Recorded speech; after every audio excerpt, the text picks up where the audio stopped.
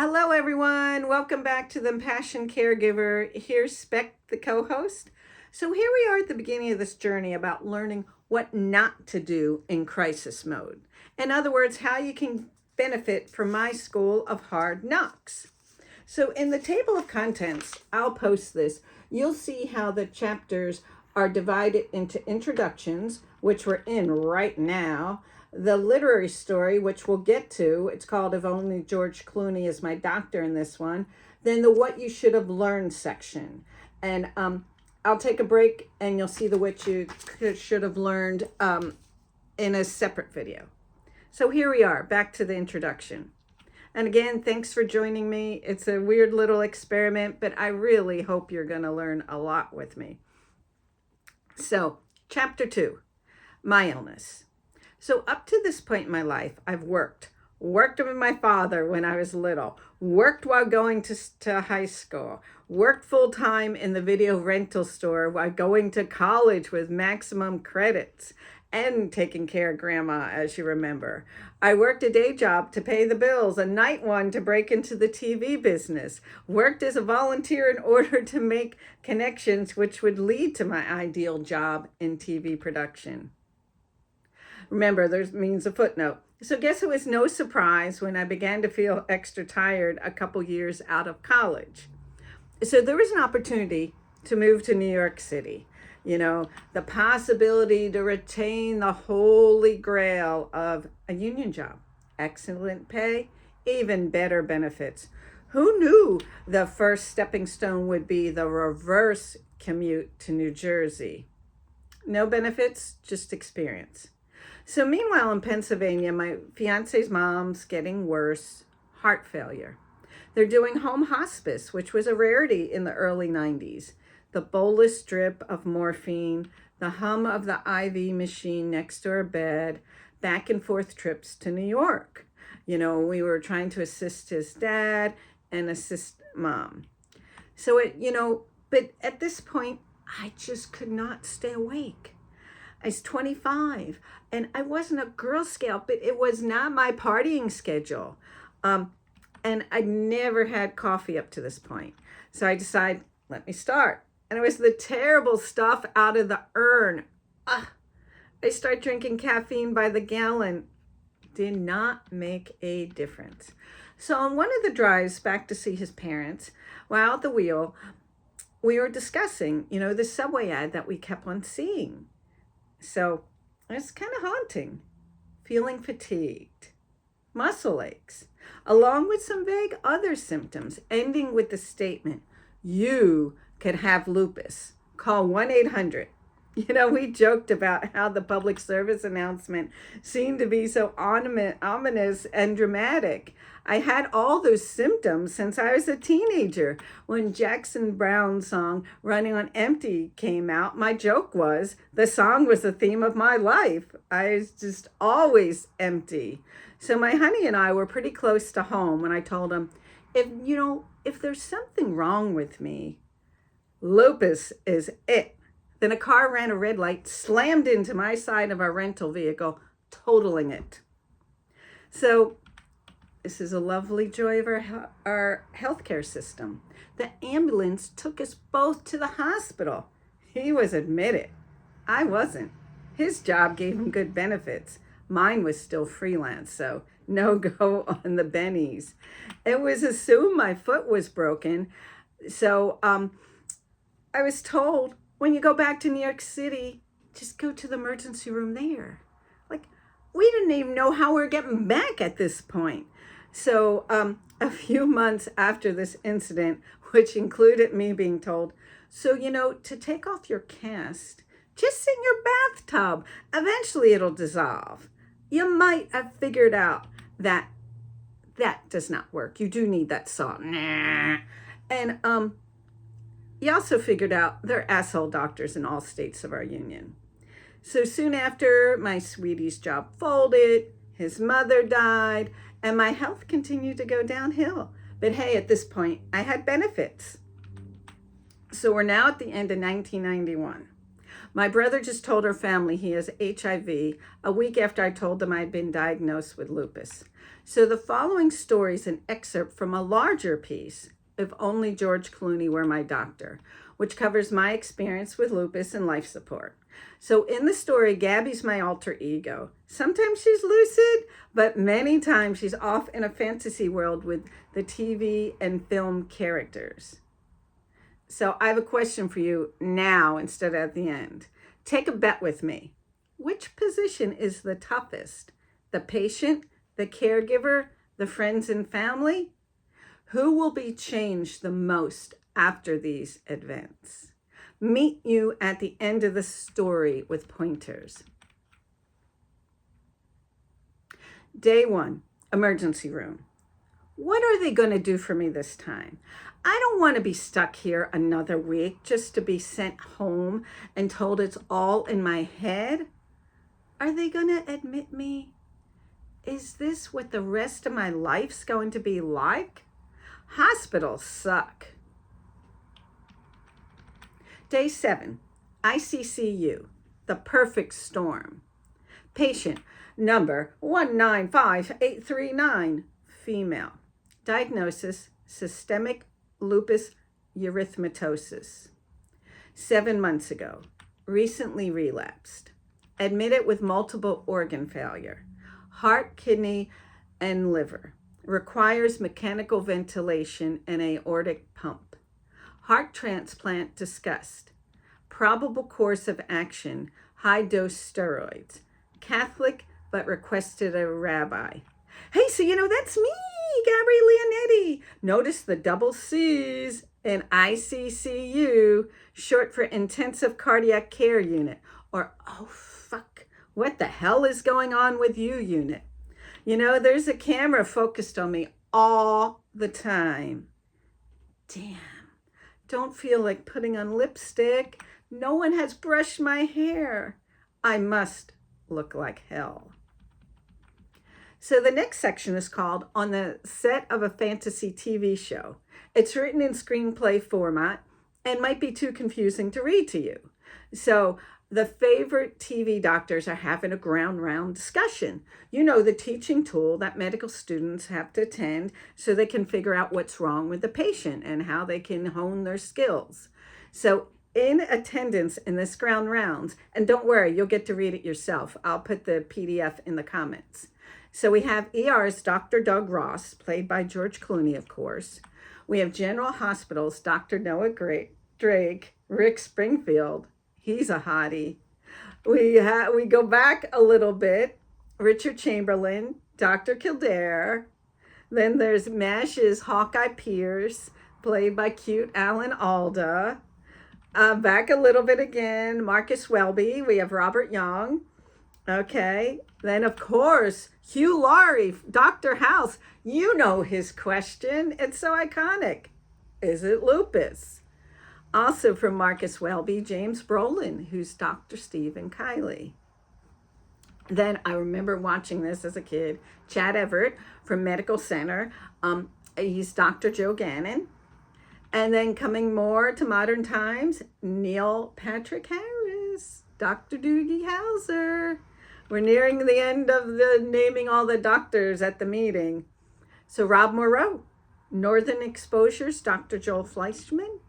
And last but not least, David Tennant as Doctor Who, my favorite doctor. So that's going to be in the comments, and hope you get a kick out of it. And here we are back into the script. Day 14, alone but never alone. After everyone starts hating each other, they begin arguing outside of my room. Security decides there should be a visiting schedule so we can try to eliminate fistfights and name-calling in the hallway.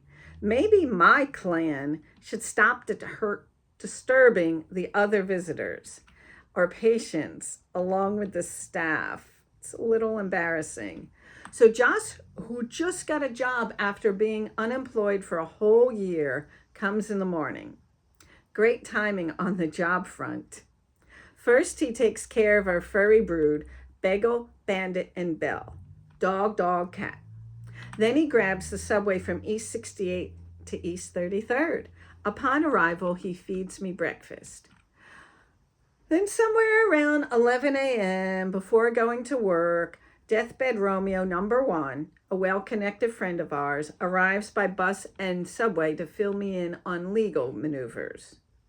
Around noon, my parents drive in from the outer boroughs.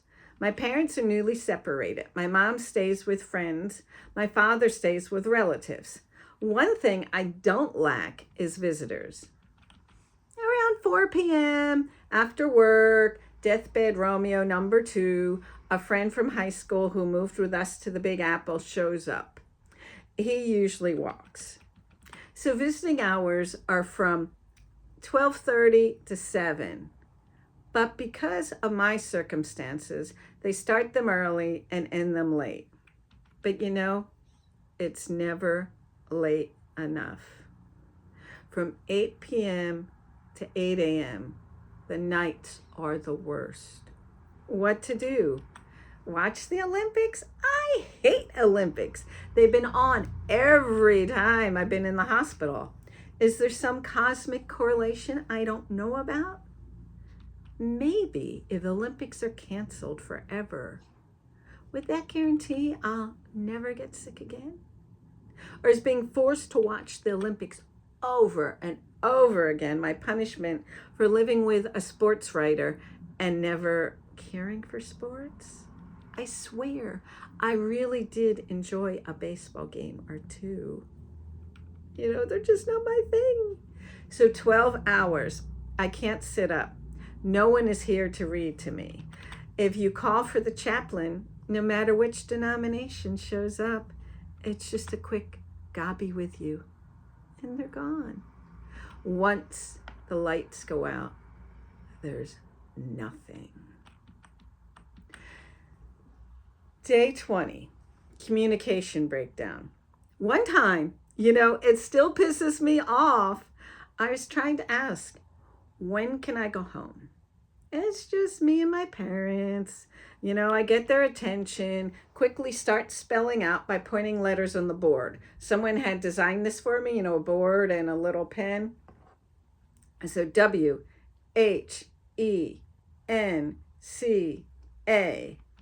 Wait, my father interrupts. Whence? I'm confused. Start again. I point. WHENCAN. They're saying them out loud, so I assume that they're understanding me. This time it's my mother. Wait, I don't understand. What the hell are they thinking? This could be the last thing I ever try to say to them, and they're standing around like two bozos. Doesn't it occur to them that if they couldn't keep all the letters straight in their heads, they should just write them down? Don't you think that if I could understand what I'm saying using individual letters, couldn't they? I don't have unlimited energy. If you're not interested in what I have to say, then fuck off. All of a sudden, I start to spell out F-U-C. They're paying attention. Darling, don't be mean. Me? Don't be mean? What about them? I attempt to throw the pen. They're pissed off. What do they have to be annoyed about? So day 26, invocation. Every night my father comes in and blesses me with holy water.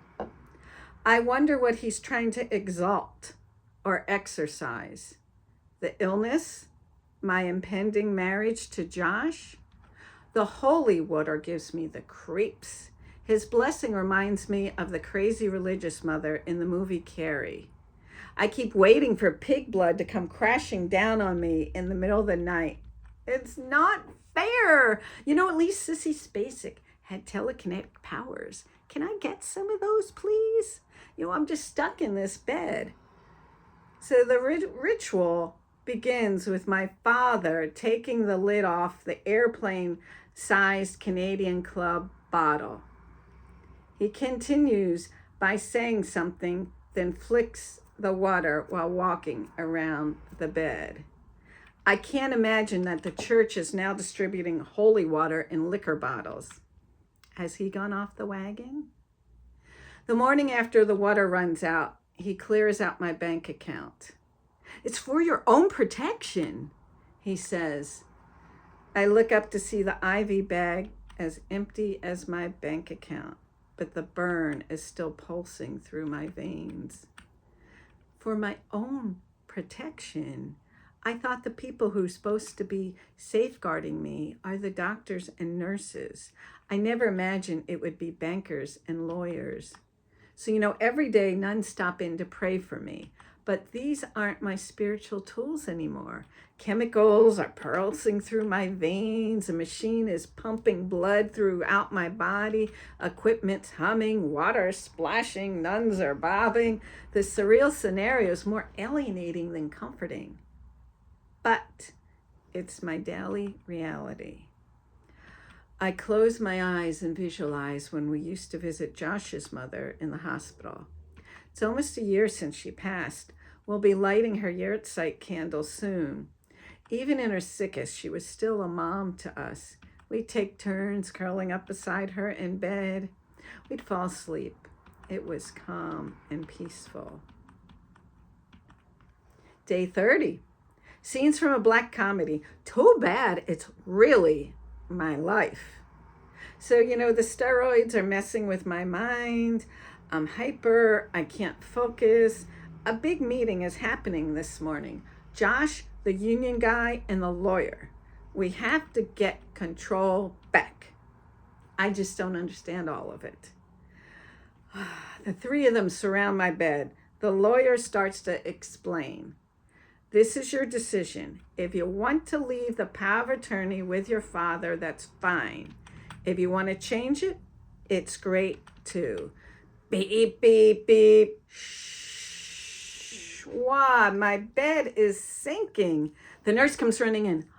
Sorry, your air mattress is having a problem. I've sunk down to the metal frame on the bed. It hurts my fragile bones. She hits some buttons, then leaves. My body rises in tandem with the mattress. I look up. Who are all these men? The lawyer sees my confusion. I'll repeat. I'm so-and-so from law firm X. Your parents have power of attorney over you. What the hell is that? Is it a problem? I tried to start to write.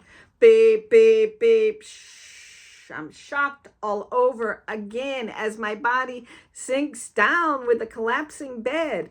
This time it takes longer for the nurse to come in. The men are standing there trying to get this over with. They know my strength and attention span are limited. Plus, they don't want to run into my family. I point to the letters on the board.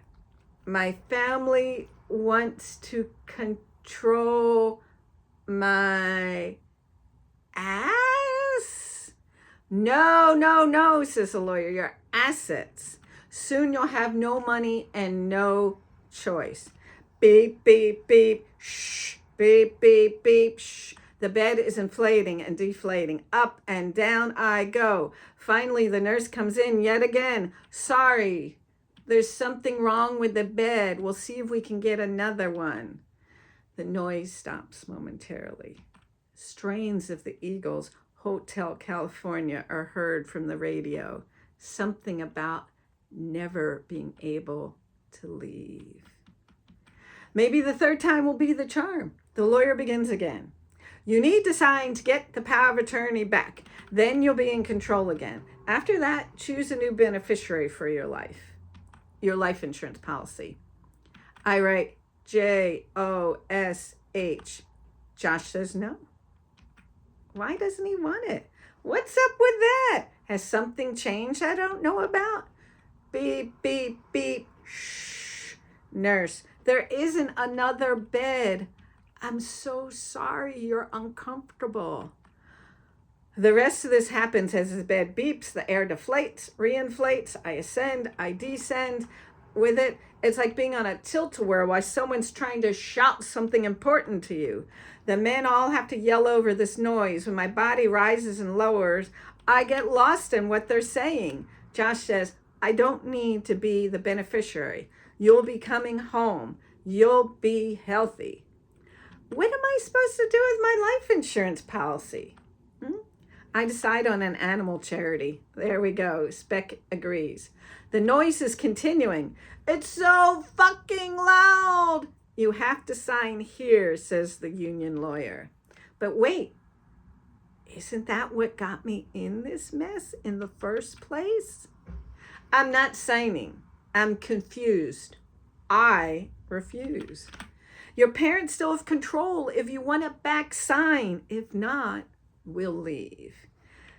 Say the three of them in unison. The lawyers have to be impartial. Otherwise, it wouldn't be kosher. What should I do? I write. Beep, beep, beep. Shh. The ride starts again. I finally sign. Things may be weird the next couple days, but it will change once the papers are filed. Tongue-tied, says the lawyer. The three of them leave. 2 minutes later, the bed fixes itself. 8 minutes later, my family arrives. Okay, we're going to take a break and then we'll continue with it. Okay, Spec says, we'll see you in a few.